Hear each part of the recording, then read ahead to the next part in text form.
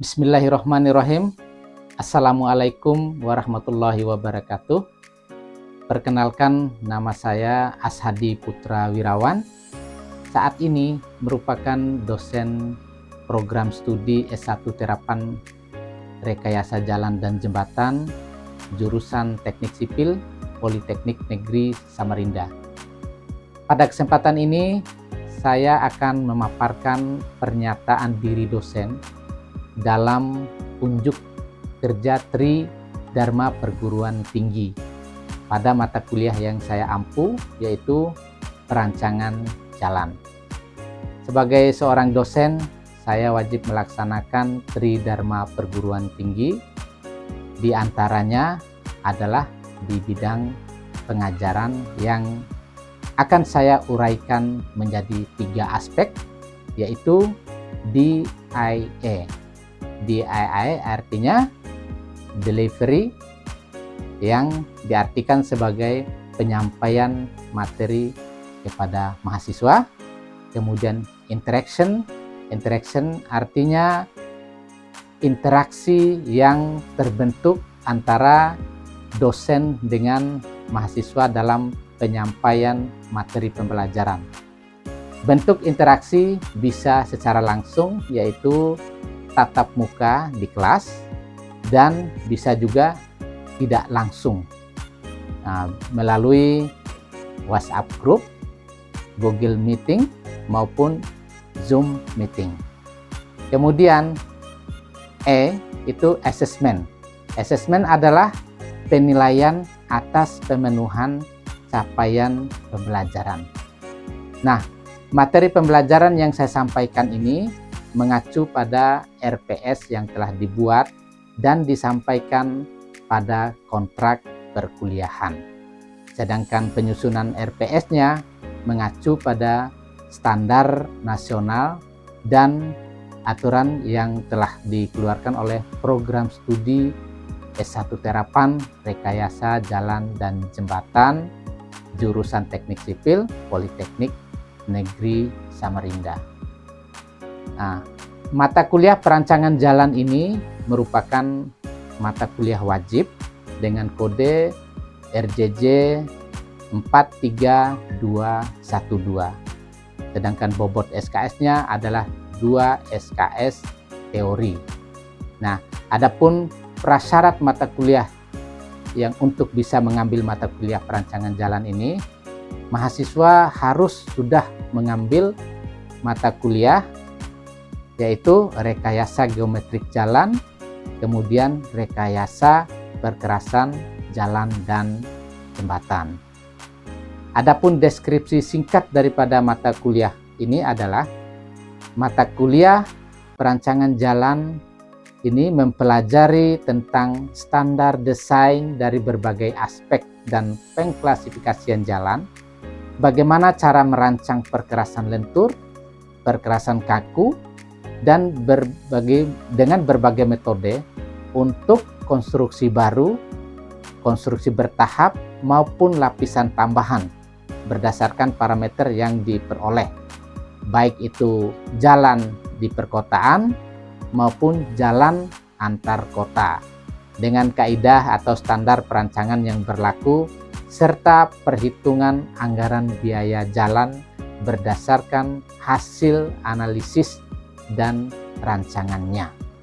Adapun CPL yang dibebankan kepada mata kuliah ini berupa aspek sikap, kemudian aspek pengetahuan, aspek keterampilan umum, maupun aspek keterampilan khusus. Nah, untuk CPMK atau capaian pembelajaran mata kuliah ini terdiri dari 10 sub CPMK. Nah, yang pertama adalah mahasiswa mampu menjelaskan tentang perkembangan jalan di Indonesia. Kemudian yang kedua, mahasiswa mampu menjelaskan perencanaan jalan, definisi, klasifikasi, dan bagian jalan, serta standar dan referensi perencanaan jalan. Kemudian yang ketiga, mampu menjelaskan tentang proses perencanaan jalan. Yang keempat, mampu menjelaskan tentang perencanaan alinyemen horizontal. Yang kelima, mampu menjelaskan tentang perencanaan alinyemen vertikal. Kemudian yang keenam, mampu menjelaskan tentang jenis-jenis perkerasan, perkerasan lentur, perkerasan kaku, maupun perkerasan komposit. Kemudian CPMK yang ketujuh adalah mahasiswa mampu menghitung tebal perkerasan lentur jalan sesuai dengan standar dan metode yang digunakan. Kemudian CPMK yang ke-8, mahasiswa mampu menghitung tebal perkerasan kaku jalan sesuai dengan standar dan metode yang digunakan. CPMK yang ke-9, mahasiswa mampu menjelaskan tentang perencanaan drainase dan bangunan pelengkap. Kemudian CPMK yang terakhir adalah mahasiswa mampu membuat gambar desain dan menghitung rencana anggaran biaya. Nah, kemudian sistem penilaian dan evaluasi ini berdasarkan atas aturan-aturan yang berlaku di program studi S1 Terapan Rekayasa Jalan dan Jembatan. Adapun aspek-aspek yang dinilai dalam penentuan nilai akhir, yaitu yang pertama berupa penilaian aktivitas dan sikap dengan persentase 5%, kemudian tugas mandiri terstruktur kuis sebesar 20%, ujian tengah semester sebesar 30%, kemudian ujian akhir semester dengan bobot persentasenya 45%. Nah, adapun referensi yang saya gunakan di dalam mendukung daripada mata kuliah perancangan jalan ini cukup banyak sekali. Di antaranya adalah Alamsah Alik Ansori dengan judul buku Rekayasa Jalan Raya, terbitan UMM Press Malang. Kemudian ada juga buku saya Rekayasa Geometrik Jalan, terbitan PNJ Press. Kemudian ada juga buku saya yang kedua sebagai penunjang daripada mata kuliah ini adalah Rekayasa Perkerasan Lentur Jalan atau Flexible Pavement, terbitan Inovasi Publishing Indonesia. Kemudian referensi yang lain adalah Hari Kristadi dengan judul bukunya Perancangan Perkerasan Jalan, baik itu edisi kedua maupun edisi ketiga, terbitan Gajah Mada Press University ya.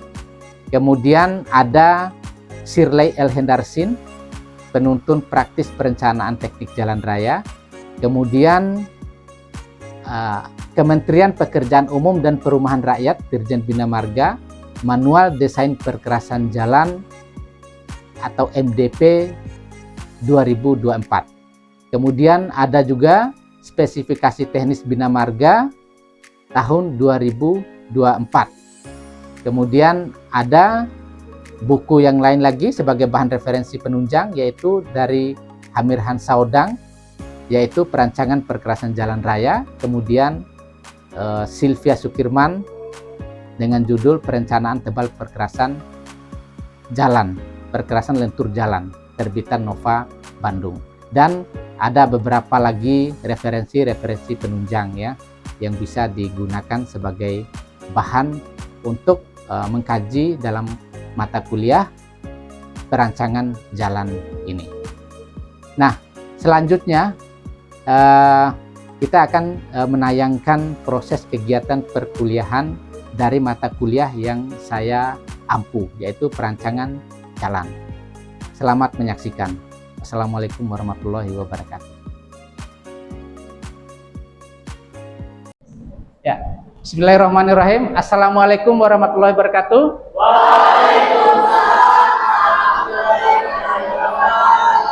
Ya, selamat siang dan salam sejahtera buat kita semua. Bagaimana kabar semuanya? Alhamdulillah ya. Tetap semangat ya.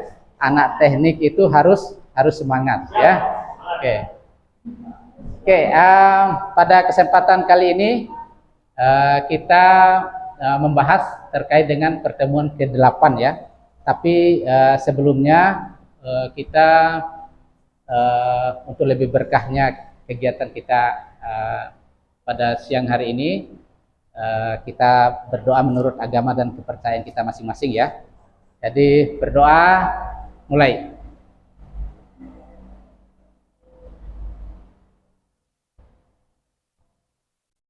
Ya, selesai. Oke, untuk absennya sudah ini ya, sudah pada diisi akad semuanya ya. Oke, alhamdulillah. Oke, ya siap. Oke, baik. Kita akan memasuki materi yang pertemuan 8 ini.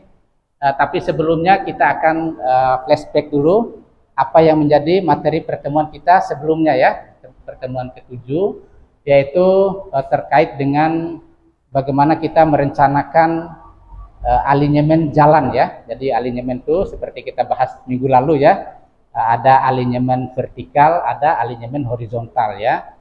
Sudah kita membuat sampai dengan alinyemen vertikal itu dengan menggambar dan menghitung volume daripada galian dan timbunan ya. Sudah kita gambarkan semua kemarin itu ya. Nah, pada materi kali ini kita akan masuk ke perkerasan ya. Jadi perkerasan. Tapi sebelum kita masuk ke sini, masih ingat nggak apa yang saya sampaikan tadi ya, bahwa kita sebelum kita masuk ke pertemuan ini kita flashback ya tadi ya, yang terkait dengan alinyemen horizontal dan alinyemen vertikal. Ada yang tahu alinyemen horizontal itu apa? Oh ya. Jadi alinyemen horizontal adalah proyeksi sumbu jalan pada bidang horizontal. Alinyemen horizontal ini juga dikenal sebagai situasi jalan atau fase jalan. Alinyemen horizontal terdiri dari 2 garis lurus dan garis lengkung yang menghubungkan garis-garis lurus tersebut. Oke, betul sekali jawabannya ya. Ya. Oke. Ya, kita berikan aplaus ya. Ya, saya harap yang lain juga masih ingat ya apa yang disebut dengan alinyemen horizontal itu. Alinyemen horizontal itu ibaratkan kita naik pesawat atau helikopter ya. Jadi kita melihat trase jalan itu ya. Trase jalan itu ada belok kiri dan belok kanan. Itu yang kita lihat ya, sesuai dengan kondisi topografi alamnya ya. Kemudian setelah kita mendesain ya alinyemen horizontal, baru kita masuk ke alinyemen vertikal ya. Ada yang tahu apa itu alinyemen vertikal? Ya. Jadi alinyemen vertikal adalah perpotongan antara bidang vertikal dengan bidang permukaan perkerasan jalan melalui sumbu jalan. Di dalam buku Bapak juga bahwa alinyemen vertikal juga disebut sebagai penampang memanjang jalan yang terdiri dari bagian lurus atau landai dan bagian lengkung atau tekuk atau tembus.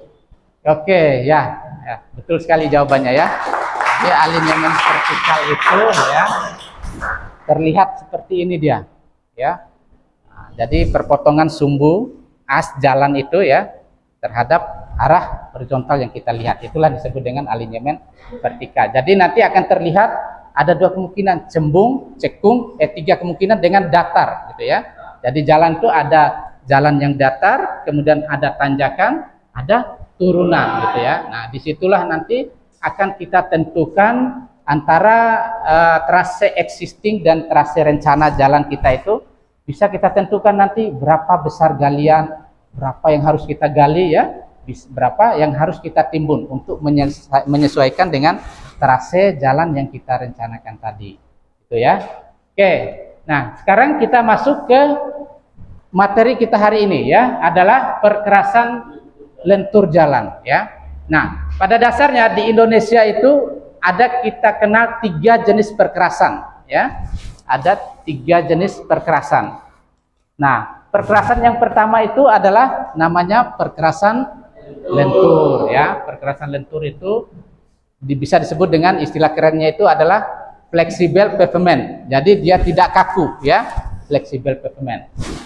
Nah, flexible pavement ini bahan pengikatnya itu campuran itu adalah berupa aspal ya. Jadi yang kita lihat di jalan ini ya, jalan beraspal ini, inilah yang disebut dengan flexible pavement ya. Jadi yang menggunakan bahan ikatnya itu adalah aspal ya. Nah, kemudian ada juga yang disebut dengan perkerasan kaku atau yang disebut dengan istilah kerennya itu rigid pavement ya, perkerasan kaku. Nah, perkerasan kaku ini bahan pengikatnya itu adalah semen ya, beton ya. Jadi kalau di daerah kita di Kalimantan ini ya, di Samarinda ini banyak sekali terdapat ini jenis perkerasan yang kedua ini adalah perkerasan kaku ya.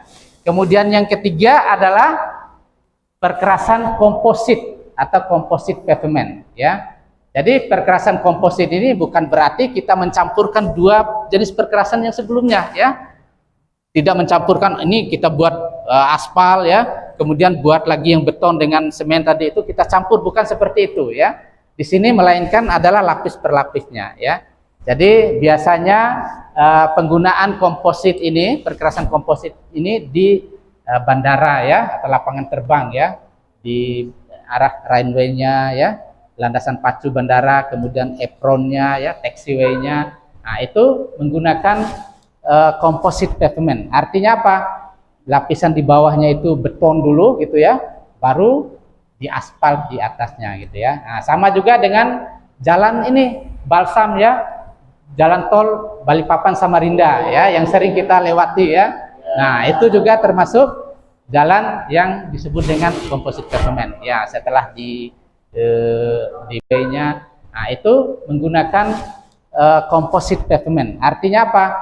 Lapisan di bawahnya itu beton dulu gitu ya, baru diaspal di atasnya gitu ya. Nah, sama juga dengan jalan ini balsam ya, jalan tol Balikpapan Samarinda ya, yang sering kita lewati ya. Nah, itu juga termasuk jalan yang disebut dengan komposit pavement ya. Setelah di beton ya, baru nanti diaspal lagi ya, supaya lebih halus gitu ya. Nah, itu ya. Nah, sebelum kita ini membahas lebih jauh yang terkait dengan perkerasan ini ya, ada syarat-syarat yang harus dipenuhi ya di dalam perkerasan itu. Nah, paling tidak ada dua ya, ada dua syarat. Yang pertama adalah syarat berlalu lintas. Artinya apa? Nah, permukaan jalan yang kita aspal atau kita beton tadi itu paling tidak permukaannya itu rata gitu ya. Jadi tidak bergelombang ya. Nah, itu nanti akan lari kepada tingkat kenyamanan kita sebagai pengguna jalan tersebut gitu ya. Nah, itu syarat berlalu lintasnya ya. Tidak bergelombang dan tidak berlubang ya. Kemudian permukaannya cukup kaku ya, sehingga tidak berubah bentuk akibat beban yang bekerja di atasnya. Nah, ini terutama yang rigid pavementnya ya.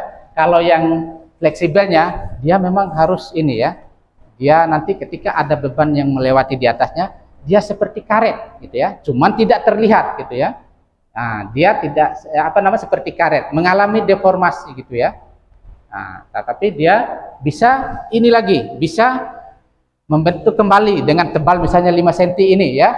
Nah, sebagai ilustrasi, ketika ada kendaraan lewat, roda kendaraan, nanti dia pasti akan mengecil misalnya seperti itu ya, 3, sekian senti lah misalnya begitu ya. Tetapi nanti dia akan kembali lagi ya, tidak berubah bentuk lagi gitu ya. Nah, itu yang disebut dengan fleksibel. Cuman kita tidak melihat seperti itu ya anunya ya.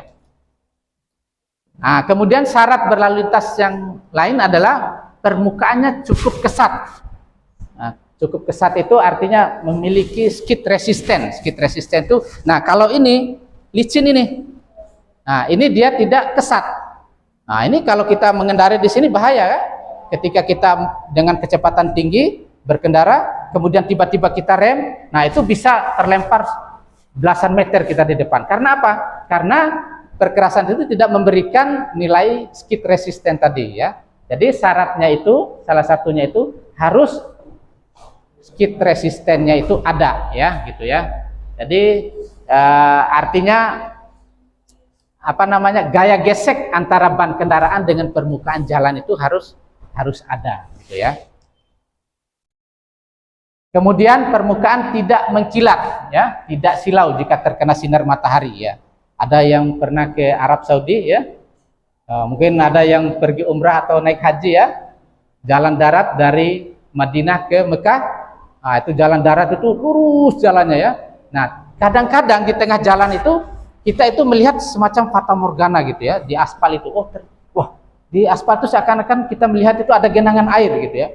Padahal itu adalah fata morgana. Nah, itu juga kadang membahayakan ya. Salah satunya seperti itu ya. Jadi diharapkan tidak mengkilat. Apalagi misalnya berkendara pada malam hari juga ya, lampu sorot kendaraan juga itu nanti akan memberikan efek ini juga ya, bisa memunculkan mengkilat gitu ya dari kendaraan, dari permukaan jalan itu sendiri ya.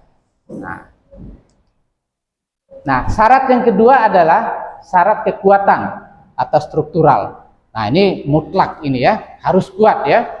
Coba kita bayangkan ya, ini jalan raya ya, jalan raya dengan ketebalan aspal itu hanya 3 sampai 5 cm ya, mampu melayani kendaraan itu bertahun-tahun ya. Satu kali kendaraan lewat dalam sehari kendaraan itu lewat itu bisa ribuan kendaraan yang lewat ya. Tetapi dia kuat sekali gitu ya. Kalau kita berlogika harusnya dia kan tipis gitu ya, habis gitu ya. Akibat daripada repetisi beban kendaraan yang terjadi secara berulang-ulang. Nah, syarat kekuatan itu memang harus mutlak ada gitu ya di perkerasan ya. Nah, apa yang menjadi syarat kekuatannya atau syarat strukturalnya? Nah, ketebalannya itu harus cukup ya. Jadi nanti kita akan mengenal ada namanya lalu lintas tinggi ya, lalu lintas sedang, lalu lintas rendah gitu ya. Nah, kalau lalu lintas tinggi, otomatis kita ini ya membutuhkan tebal perkerasan yang lebih tebal apa lebih tipis? Lebih tebal ya. Nah, kalau lalu lintas rendah berarti dia tipis. Tetapi tipisnya itu ada batasannya ya, ada batasannya. Semua dibicarakan di dalam spesifikasi teknis Bina Marga 2024 ya. Kekakuan yang memikul beban itu juga menjadi syarat strukturalnya ya. Nah, sehingga tidak terjadi deformasi yang berarti ya, itu tadi tidak berubah bentuk gitu ya. Artinya deformasi itu berubah bentuk daripada perkerasan itu. Artinya misalnya kalau tadi itu dilewati oleh kendaraan, dia menipis misalnya gitu, dia tidak berubah bentuk lagi. Berarti kan ada kemungkinan dia cepat rusak ya, daripada perkerasan tersebut ya, jadi tidak kuat. Kemudian syarat struktural yang lain adalah kedap air ya. Kedap air itu unpermeable ya, unpermeabilitas ya, jadi tidak poros gitu ya, tidak poros ya, tidak dilewati oleh air itu ya, perkerasan itu tidak dilewati oleh air. Ketika ada air hujan turun di sini, nah dia tidak masuk ke sini. Nah, seandainya air hujan itu masuk ke sini karena material ini poros, berongga, nah itu akan cepat merusak ya, berpotensi untuk cepat merusak daripada lapis perkerasan itu sendiri ya. Oke. Nah, sampai di sini dulu. Kira-kira tidak ada pertanyaan? Oh, tidak ada ya. Oke. Nah, ini adalah materi yang saya bisa sampaikan pada kesempatan kali ini ya. Nah, kemudian kita nanti akan melakukan pertemuan berikutnya ya. Nah, kita akan membahas yang terkait dengan bagaimana cara kita melakukan perhitungan atau mendesain tebal perkerasan lentur ini ya. Dengan beberapa metode ya, ada namanya metode ASTO ya dari Amerika. Kemudian ada Nottingham dari Inggris ya. Kemudian ada Aspal Institute ya. Ada Rodnott dari Australia ya. Ada Astroid ya dari Australia dan New Zealand ya. Jadi ada semua metode-metode bagaimana cara kita menentukan tebal perkerasan jalan. Nah, yang banyak kita gunakan adalah ASTO, dan kemudian yang menjadi referensi kita adalah menggunakan metode Bina Marga ya. Jadi di Indonesia ini semuanya menggunakan standar Bina Marga namanya ya. Standar Bina Marga itu sudah mengadopsi daripada beberapa metode yang sudah saya sampaikan tadi ya. Seperti itu. Insya Allah kita akan ketemu lagi di minggu depan ya. Oke.